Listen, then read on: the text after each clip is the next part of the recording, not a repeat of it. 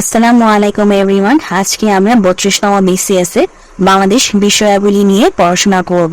আমাদের এই চ্যানেলে আপনাদের জন্য বিসিএস এর আলাদা সাবজেক্ট বেসড প্লেলিস্ট রয়েছে, যাতে করে আপনারা সেসব ভিডিওতে শুনে শুনে আপনাদের জব সলিউশনটা কমপ্লিট করে নিতে পারেন। কারণ ভিডিওটা আমরা এমনভাবে করে দিচ্ছি যাতে করে আপনাদের শুনেই কমপ্লিট হয়ে যায় মুখস্থ।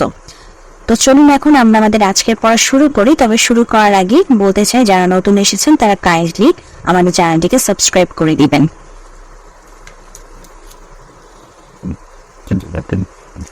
কোন জেলায় চা বাগান বেশি? মৌলভীবাজার। কোন জেলায় চা বাগান বেশি? মৌলভীবাজার।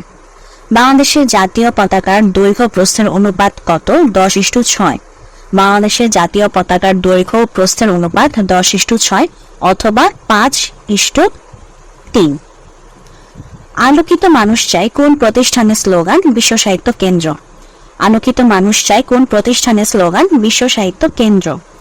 সোনালিকা ও আকবর বাংলাদেশের কৃষিক্ষেত্রের কিসের নাম? উন্নত জাতের গমের নাম। সোনালিকা ও আকবর বাংলাদেশের কৃষিক্ষেত্রের কিসের নাম? উন্নত জাতের গমের নাম। সোনালিকা ও আকবর বাংলাদেশের কৃষিক্ষেত্রের কিসের নাম? উন্নত জাতের গমের নাম। বাংলাদেশ কৃষিতে দোয়েল হচ্ছে একটি উন্নত জাতের গমের নাম। বাংলাদেশের কৃষিতে দোয়েল একটি উন্নত জাতের গমের নাম। বাংলাদেশের কৃষিতে দোয়েল উন্নত জাতের গমের নাম। বাংলাদেশের কোন জেলাটি বাংলাদেশ ভারত সীমান্তের মধ্যে নয়? কক্সবাজার। কক্সবাজার জেলাটি বাংলাদেশ ভারত সীমান্তের মধ্যে নয়। কক্সবাজার জেলাটি বাংলাদেশ ভারত সীমান্তের মধ্যে নয়। বাংলাদেশের হোয়াইট গোল্ড হচ্ছে চিংড়ি। বাংলাদেশের হোয়াইট গোল্ড চিংড়ি।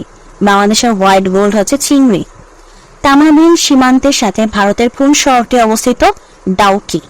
তামাবিল সীমান্তের সাথে ভারতের কোন শহরটি অবস্থিত? ডাউকি। তামাবিল সীমান্তের সাথে ভারতের কোন শহরটি অবস্থিত? ডাউকি। বিটিআরসি এর ইংরেজি পূর্ণরূপ কি? Bangladesh telecommunication regulatory commission.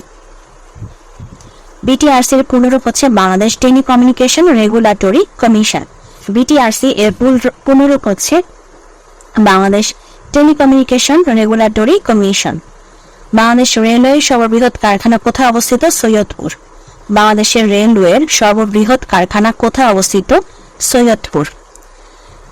বাংলাদেশের রেলওয়ের সর্ববৃহৎ কারখানা কোথায় অবস্থিত? সৈয়দপুর।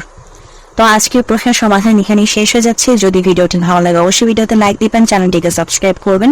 ভালো থাকবেন।